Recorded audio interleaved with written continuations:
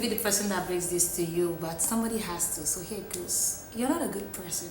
You are just powerless. A lot of us walk around with this opinion of, oh, I'm a good person, I can't hurt a fly. Well, really, even if you wanted to, could you? Hi guys, welcome back to my channel. My name is Anita, and today in this video, just as the title told you, I'm going to teach you how to be a bad person. Why? Because that opinion of being a good person that you hold is keeping you stuck and preventing a lot of good things from happening in your life. So let's get right into it. If you grew up with good parents, if you had good parenting, then you definitely learned all of the important life lessons as a child. You know those lessons, how to be a good person, how not to be a bad person, because let's face it, society frowns upon bad people, right? So all of the lessons: do not be selfish, be selfless, help everybody, share with everybody, be humble, pride goes before a fall, do not be jealous, jealousy is evil. You know, all of those lessons, and all these lessons that we learned as children form guiding principles for how we live our lives as adults right now. But are these lessons really serving us in life right now? Say for example, as a child you learned that selfishness is evil. Oh, do not be selfish, help people, share with everybody, and because of that internalized lesson, you are a people-pleasing adult who cannot say no to other people, who can never prioritize yourself because you have been taught to put every other person's needs above your own. And as a result of that, you are very sad, you are burnt out, you are everything that you do not want to be. Is that really an important life lesson? Or you were probably taught to despise jealousy because good people are never jealous. Come on, jealousy, ooh, bad, evil. And because of that, you are now an adult that cannot express or acknowledge your heart desires because you think it makes you a jealous person. And nobody wants to be seen or perceived as a jealous person because jealousy is bad. Jealousy is, according to them. What if I told you that jealousy is actually a very positive and healthy emotion that you can use to your advantage? Jealousy is actually your subconscious self signaling to you that you want something, that you desire something. Because let's face it, have you ever seen somebody that is jealous of another person that bad things are happening to? Say a person's house was robbed. Have you ever seen a person sit down to say, I wish that was my house that was robbed? Or maybe somebody died. Have you ever seen somebody say, I wish it was me that died? No. People are only ever jealous when good things are happening to other people. It is very okay to acknowledge that you want the good things that other people have. You just sit down and say, man, that's great. I wish that was me. I wish that will happen to me. It's very okay to feel it, to let it power and fuel your desire, to affirm. Now, when you start to envy and hate and plot to destroy, that's a different thing entirely, because then you are playing in the devil's courtyard. But jealousy in its raw and purest form is a healthy emotion that everyone should feel, should acknowledge, and let it fuel their hustle, their desire. Let it motivate you and use it to affirm good things into your life too. The downside to the thou shalt not be jealous lesson is that every time you feel desire building up in you for something good that another person has, you suppress it, you fight against it, you even begin to cast and bind, because God forbid that anybody finds out that you are a jealous person. What you are essentially doing is denying the desires of your heart. And baby, you cannot attract what you deny. You cannot affirm the things that you deny. You cannot attract the things that you fight against. You can only attract from a place of genuine want and desire. So honey, the next time you feel jealous, it is because your heart is signaling to you that you want this good thing too.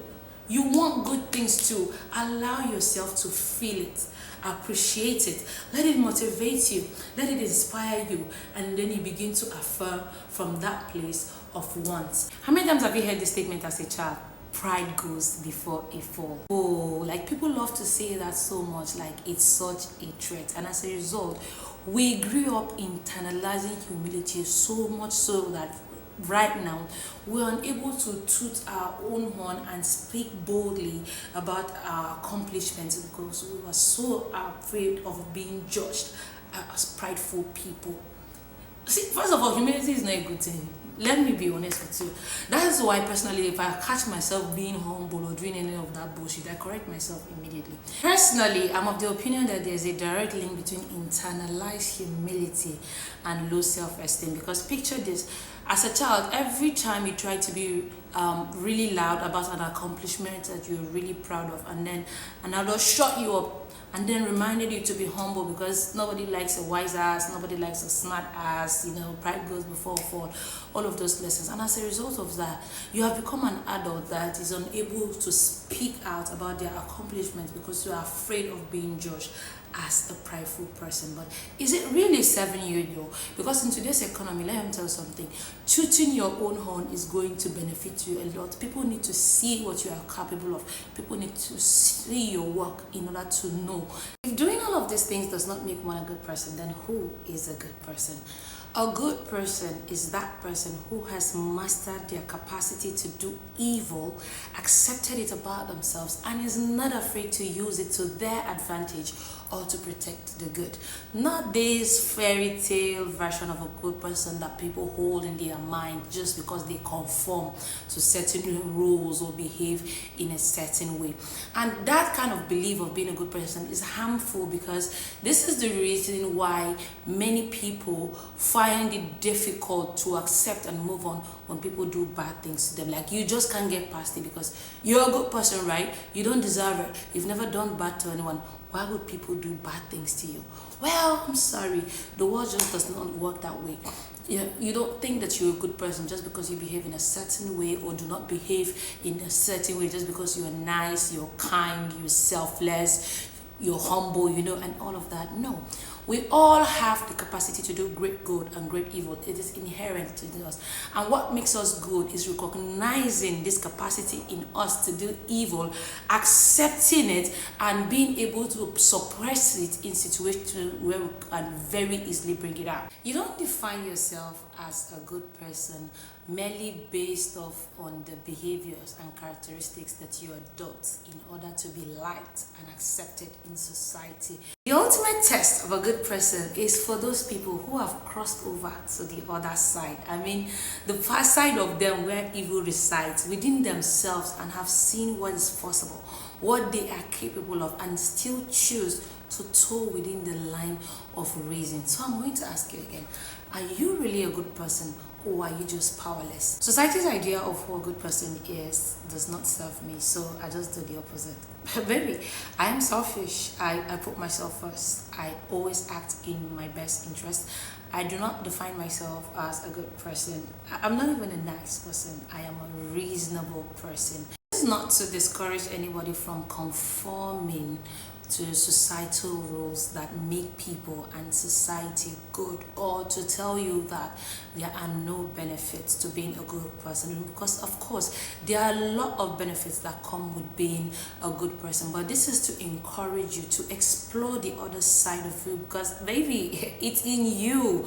None of us on this earth is 100% harmless or innocent. We just have not explored that part of ourselves yet.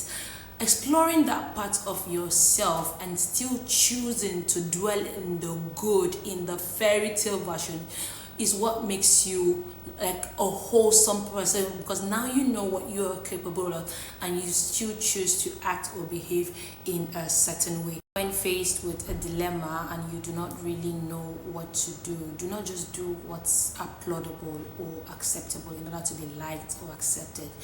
Do what is best for all parties involved, including yourself, especially if you're the only party involved, because let me tell you, you are the most important piece of that puzzle. Thank you very much for watching. As usual, my name is Anita. Do not forget to like, share, and subscribe, and I will see you in my next video. Bye-bye.